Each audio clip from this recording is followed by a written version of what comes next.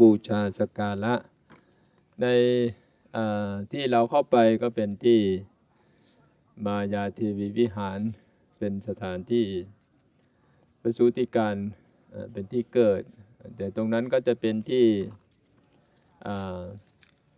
มีต้นสาระมีต้นสาระก็คือต้นลังนะครับต้นลังหลังจากที่ไปนี่29กิโลทางทิศตะวันตกนะครับเป็นที่ลูกบินมึงกบิลพัทบิลพัทกบิลพัทแล้วก็ไปทางทิศตะวันออก50กิโลหลังจากที่โรงแรมห่างจากโรงแรมเราไปประมาณ30กิโลก็จะเป็นเมืองเทวทหะหลังจากที่นางสิริมหามายาเทวีได้ตั้งครรภ์10เดือนก็จึงได้ไปขอพระเจ้าสุโธทนะว่าขอให้อนุญาตให้เสด็จไปเพื่อจะไปคลอดบุตรหรือประสูติการเสร็จแล้วเนี่ยมาถึงตรงเนี้ยมันเวลาใกล้เที่ยงเป็นวันศุกร์หลังจากที่พระองค์นั้นได้หลังจากนางสิริมหามายาเทวีได้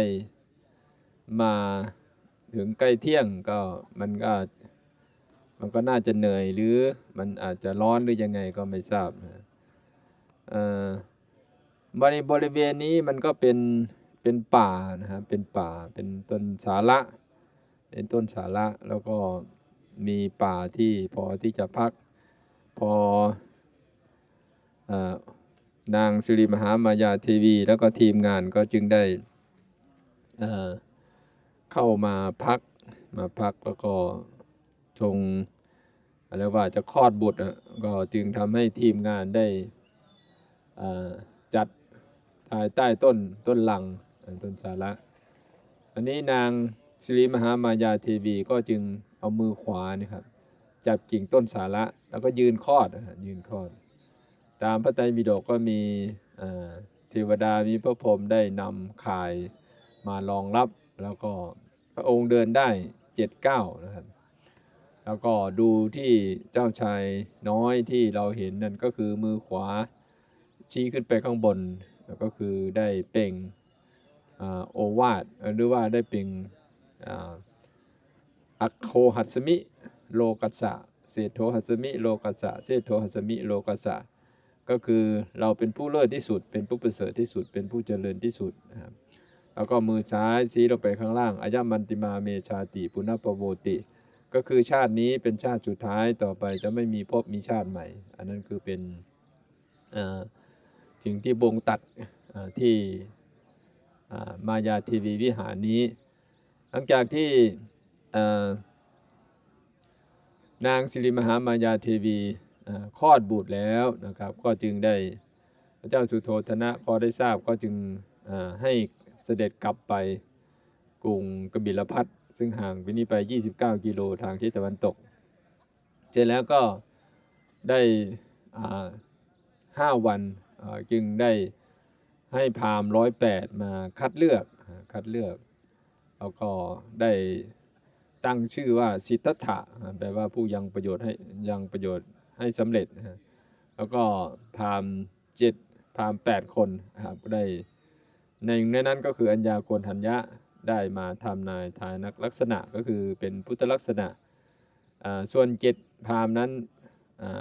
บอก2 ในก็คือใน1ถ้าอยู่เป็นฆราวาสก็จะได้เป็นเจ้าจักรพรรดิถ้าออกบวชก็จะได้เป็นศาสดาเอกของโลก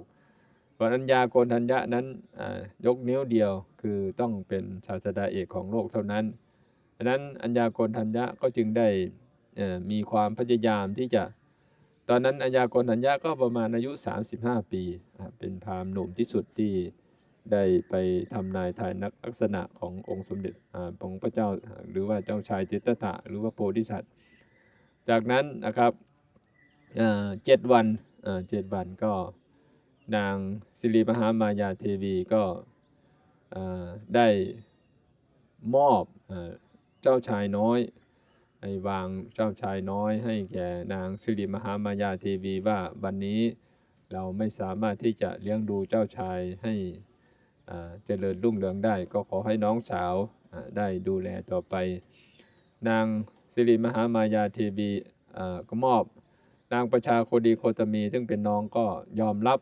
แล้วก็ว่าจะเลี้ยงดูลูก